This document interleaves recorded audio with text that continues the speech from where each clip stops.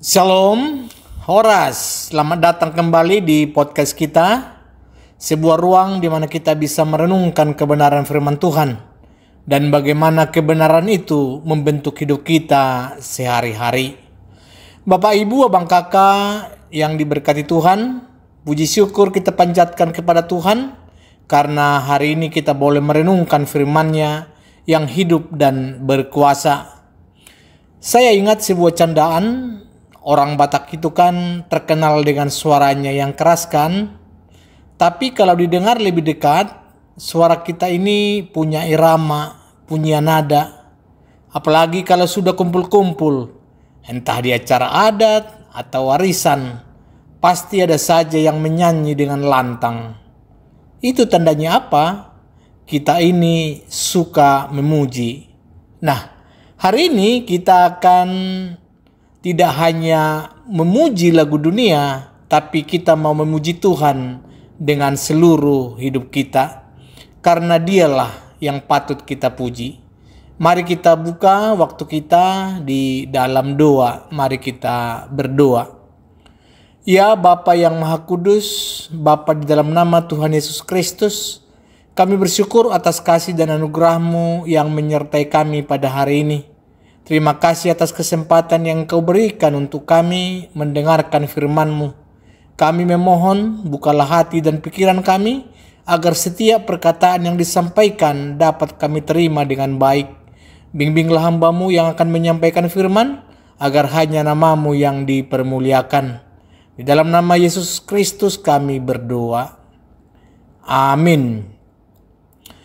Bapak, Ibu, para pendengar yang dikasihi Tuhan, tema renungan kita hari ini adalah Tuhan Allah Maha Kudus dan Maha Tahu. Kita akan menggali kebenaran ini dari salah satu surat cinta Tuhan yang paling kuat, yaitu surat Rasul Paulus kepada Timoteus. Dari 1 Timoteus 6 ayat 11 sampai 16. Judulnya singkat, tapi maknanya ini luar biasa. Ini akan mengubah cara pandang kita tentang hidup, tentang kerja keras, tentang keluarga, bahkan tentang masalah-masalah yang kita hadapi. Bapak, Ibu, mari kita buka Alkitab kita, 1 Timoteus 6 ayat 11 sampai 16. Saya akan membacakan untuk kita, boleh diikuti dalam hati. Tetapi engkau, hai manusia Allah, jauhilah semuanya itu, kejarlah keadilan, ibadah kesetiaan, kasih, kesabaran, dan kelembutan. Bertandinglah dalam pertandingan iman yang benar, dan rebutlah hidup yang kekal. Untuk itulah engkau telah dipanggil, dan telah engkau ikrarkan ikrar yang benar di depan banyak saksi. Di hadapan Allah yang memberikan hidup kepada segala sesuatu, dan di hadapan Kristus Yesus yang telah mengikrarkan ikrar yang benar itu, juga di muka Pontius Pilatus, kuserukan kepadamu.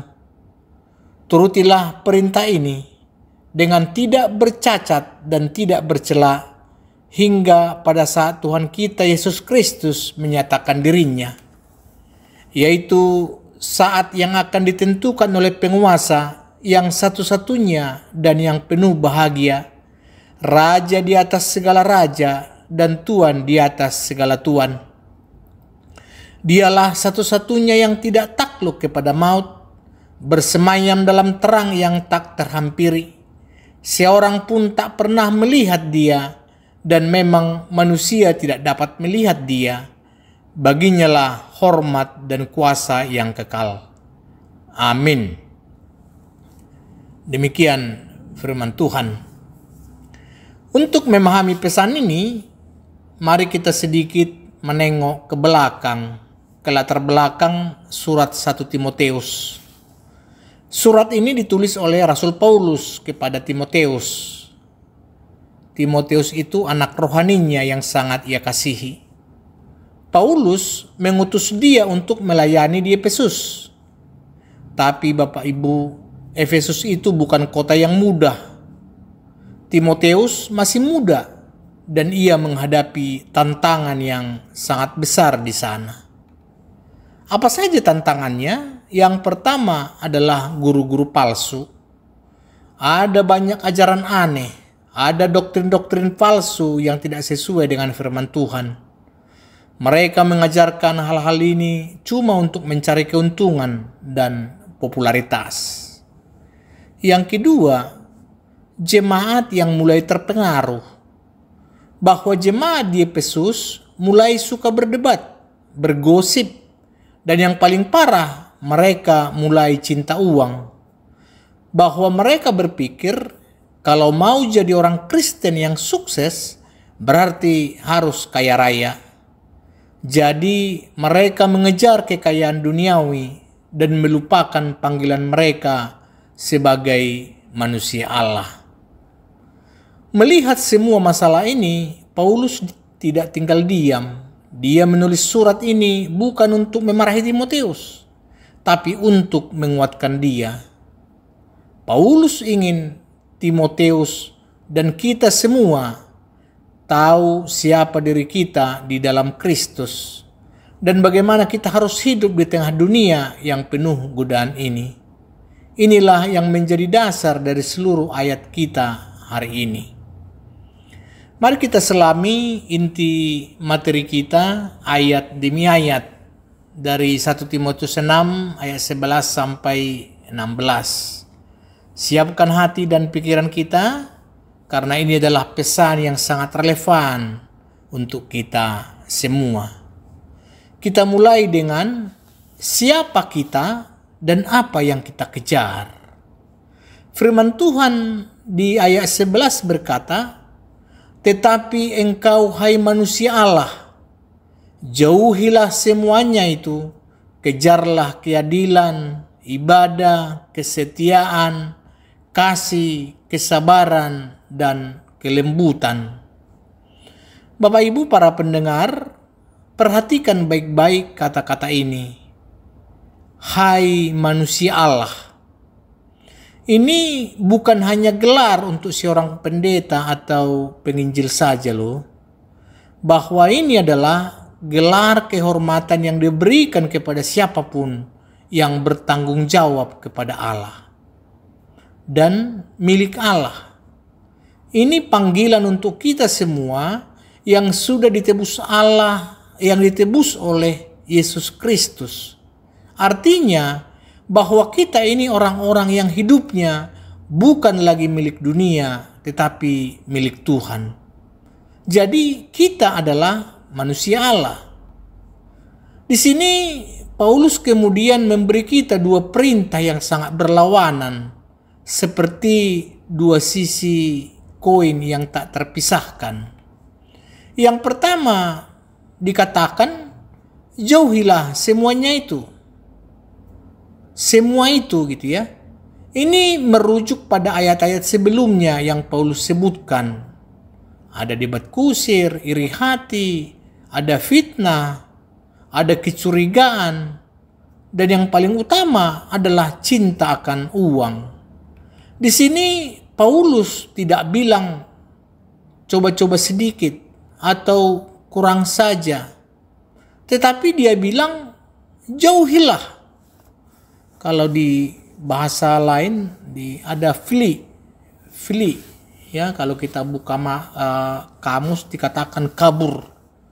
Ini seperti lari dari bahaya atau kabur dari bahaya gitu ya.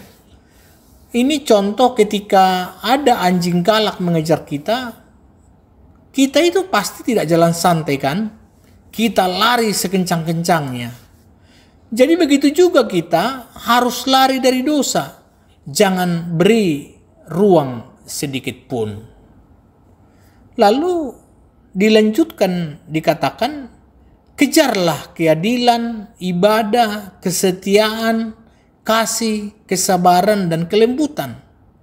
Nah, setelah lari dari kejahatan, kita tidak boleh diam saja. Kita harus mengejar. Mengejar apa?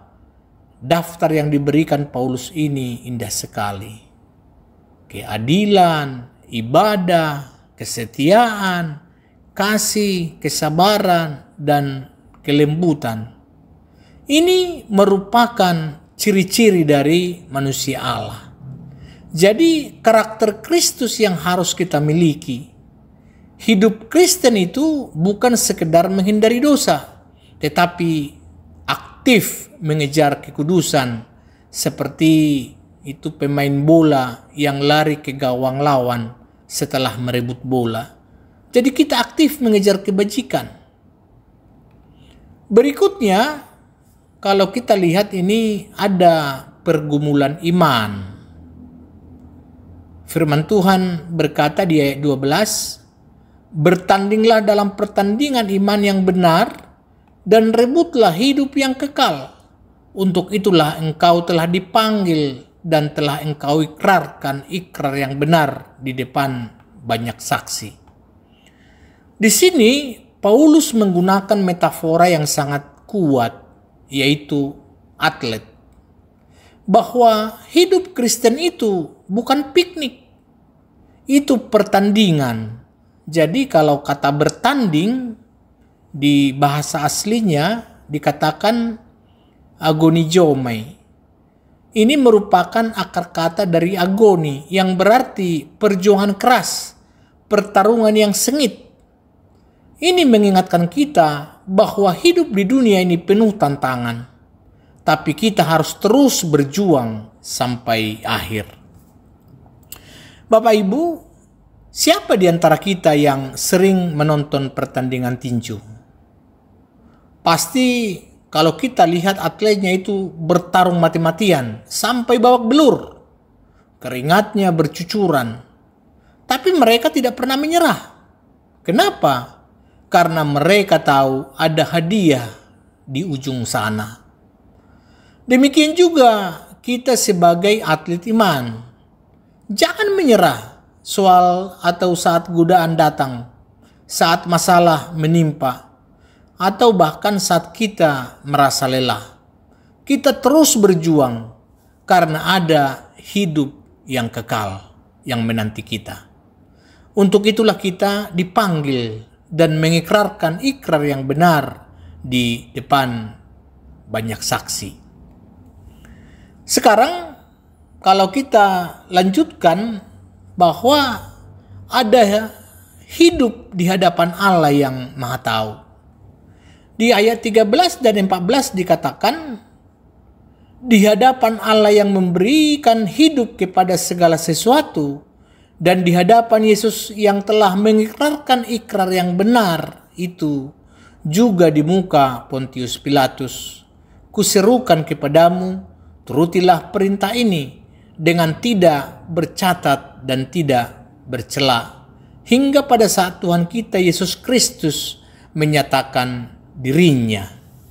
Nah, di sini Paulus menambahkan bobot yang luar biasa pada perintahnya. Dia bilang, turutilah perintah ini di hadapan Allah yang memberikan hidup kepada segala sesuatu. Ini membuat perintah itu menjadi sangat-sangat serius. Kenapa? Karena Allah yang kita sembah ini adalah Maha Kudus dan Maha Tahu. Tidak ada yang tersembunyi darinya. Bapak Ibu, para pendengar, ada yang pernah coba sembunyikan sesuatu? Mungkin kita ketika waktu kecil kita menyembunyikan sesuatu ya. Mungkin kita lagi makan, jajan sembunyi-sembunyi di kamar. Tapi pas kita keluar, lalu ibu kita bilang, kau baru habis makan ya? Habis jajan ya? Aku tahu. Gitu ya. Padahal ibu kita itu ada di dapur. Tidak melihat langsung. Tapi bagaimana ibu itu bisa melihat kita, bisa tahu kita bahwa habis baru jajan, baru makan sembunyi-sembunyi. Di sini bahwa ibu punya mata di belakang kepala. Bapak Ibu, kalau ibu kita saja bisa tahu seperti yang pernah kita alami, apalagi Tuhan yang memang sungguh-sungguh Dia mau tahu. Jadi tidak ada yang bisa kita sembunyikan dari Tuhan. Setiap klik di HP kita, setiap kata yang kita ucapkan, bahkan setiap niat yang ada di hati kita, itu semua terbuka di hadapan Tuhan. Ketika kita berdusta, pasti Tuhan tahu. Ketika kita curang, Tuhan pasti tahu.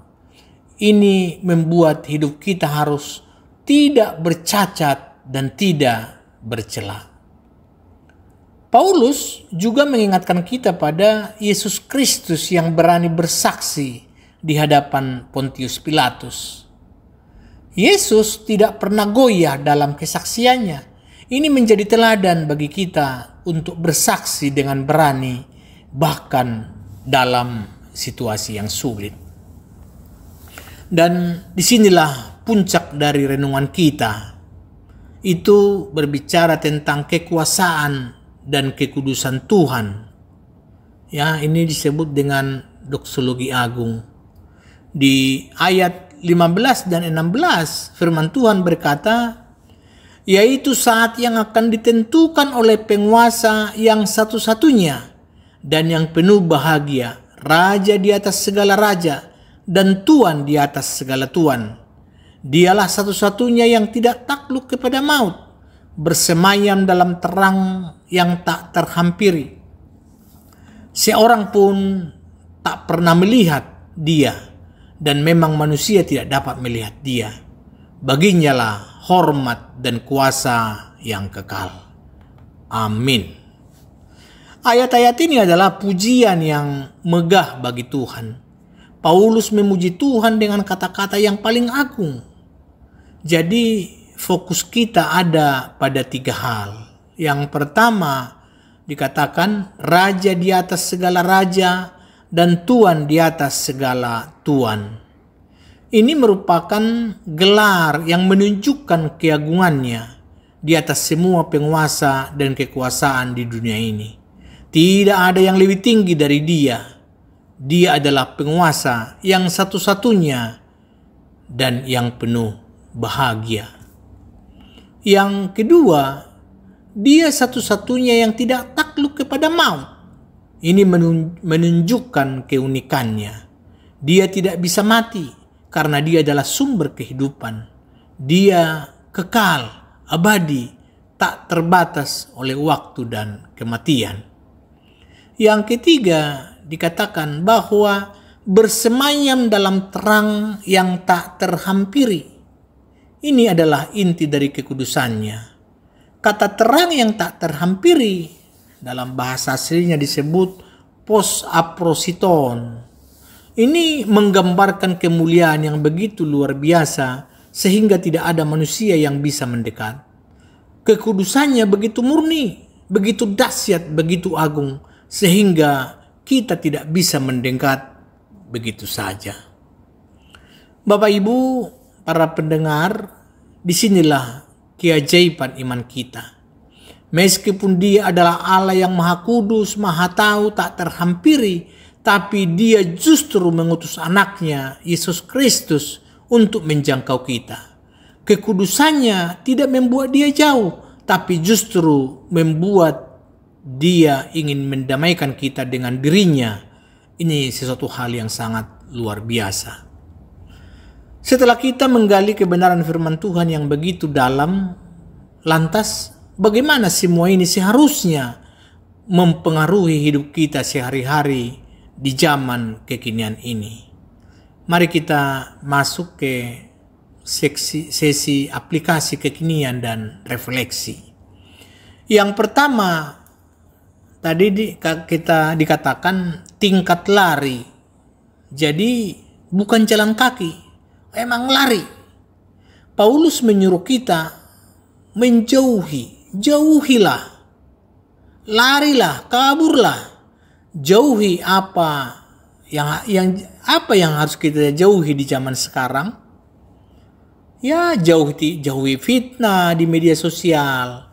Jauhi keinginan untuk selalu pamer kekayaan, menjauhi gosip-gosip yang tidak benar di grup WhatsApp, atau lingkungan kita. Ini bukan lagi jalan kaki yang santai dari dosa. Ini lari kencang dari dosa. Kalau kita masih santai-santai, itu artinya kita belum menganggap dosa itu berbahaya. Mari kita lari sekencang-kencangnya dari segala godaan yang mencoba menjerat kita. Yang kedua, hidup tanpa dosa pribadi. Tadi jelas dikatakan di ayat 13 sampai 14, dikatakan kita hidup di hadapan Allah yang Maha Tahu. Ini artinya tidak ada yang namanya dosa pribadi atau dosa yang kecil, yang tidak ada yang melihat. Semua dilihat. Setiap klik di internet yang kita lakukan di HP kita, setiap kata yang kita ucapkan, setiap niat di hati, semua di hadapannya terbuka. Ini membuat kita lebih berhati-hati karena kita tahu meskipun tidak ada orang lain yang melihat, tetapi Dia yang Maha Kudus melihat semuanya. Kita tidak bisa menyembunyikan apapun dari Dia. Lalu yang ketiga, berjuang seperti atlet iman. Sebagai orang Kristen, kita diundang untuk bertanding dalam pertandingan iman. Kita tidak boleh menyerah saat dicemooh, saat menghadapi masalah di kantor atau di rumah, atau saat godaan datang untuk berbuat curang, atau tidak jujur dalam bisnis kita. Jadilah atlet iman yang gigih. Jangan hanya jadi penonton di pinggir lapangan yang cuma bisa berkomentar.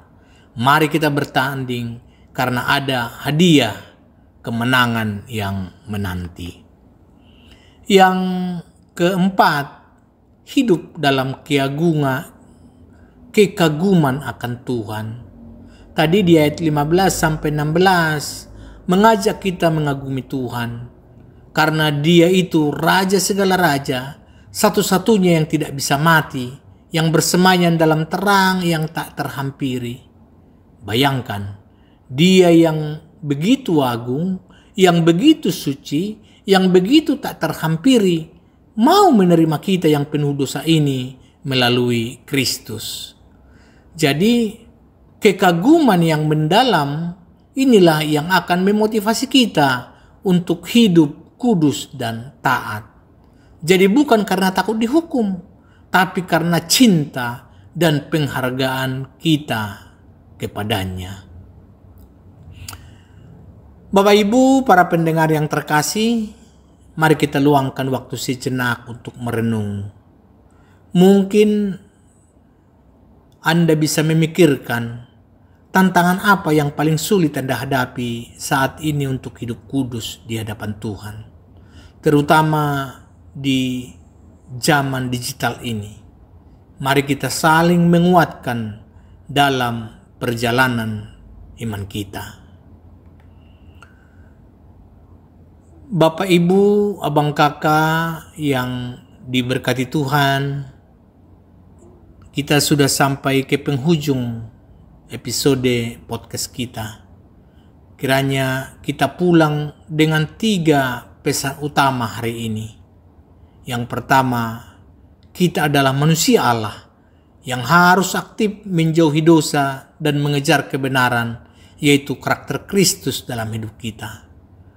Lari sekencang-kencangnya dari dosa. Lalu yang kedua, kita harus hidup dalam kesadaran penuh bahwa Tuhan kita Maha Kudus dan Maha Tahu. Tidak ada yang lebih tidak ada yang bisa kita sembunyikan darinya. Bahkan pikiran dan niat hati kita.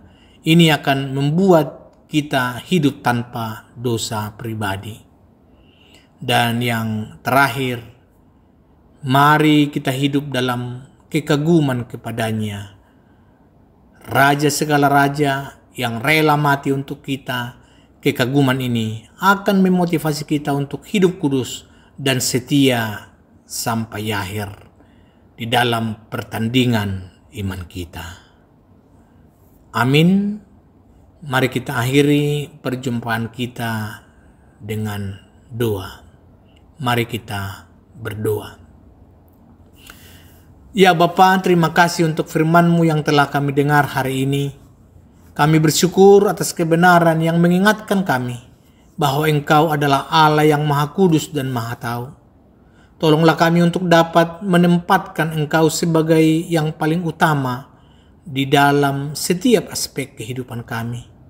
Berikanlah kami kekuatan untuk hidup seturut kehendak-Mu dan menjadi berkat bagi sesama. Lindungi dan berkati kami dimanapun berada. Di dalam nama Tuhan Yesus Kristus kami berdoa. Amin. Terima kasih banyak Bapak Ibu sudah mendengarkan podcast ini. Semoga firman Tuhan kita yang kita dengar hari ini menjadi bekal dan kekuatan bagi kita semua di dalam menjalani hidup kita. Jangan lupa untuk berbagi episode ini kepada teman, keluarga, saudara, teman punguan kita, serta boleh di komen, boleh diulas, ya, untuk di di komentar di bawah. Sampai jumpa di episode berikutnya. Shalom.